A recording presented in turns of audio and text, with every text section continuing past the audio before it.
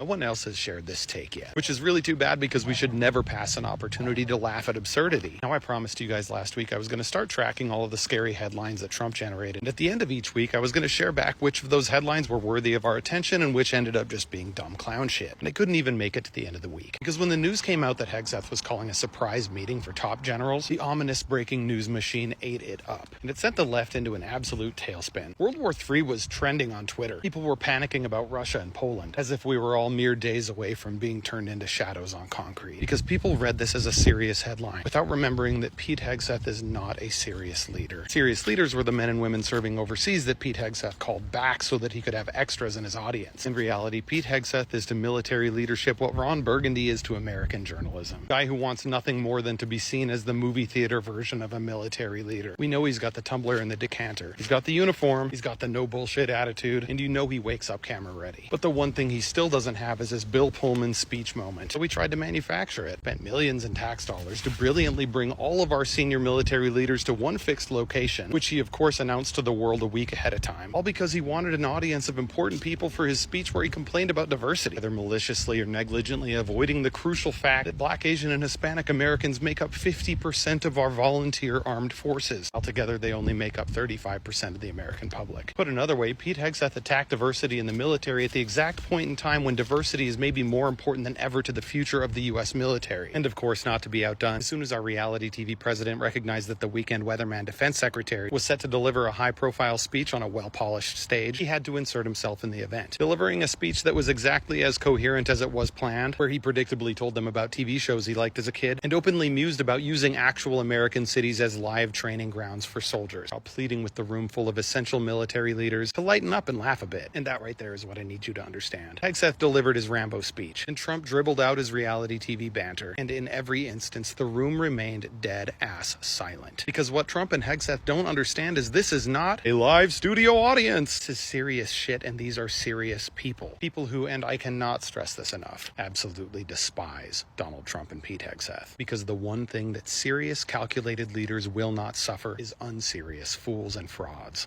Figured out Trump's little secret, and he's going to try to pull it off right in front of us. Now, I don't know if he's going to let the government shut down, but if he does, I know he's not going to lose a wink of sleep over it, because the Bureau of Labor Statistics just released a 73-page report on what they'll do if the government shuts down. And in that 73-page report was the news that they will not release a September jobs report on Friday if the government is shut down. Also won't release weekly unemployment claims. And in the middle of October, if the government's still shut down, they won't release inflation data either. And on top of that, they're going to stop collecting data from employers the whole time, which would virtually guarantee October's report is corrupted and incomplete, not unlike every sentence out of Trump's mouth. And the timing really couldn't be better because a major job market researcher just announced that seasonal hiring is the lowest it's been since 2009, which if you recall was a catastrophic recession. And of course everyone knows the job market is trash because of Donald Trump's tariffs and the nonstop chaos in the economy when all employers want is stability. But Trump wants to hide from it because if you don't count it, it isn't real. Just like back in 2020 when a whole ship full of passengers who were sick desperately needed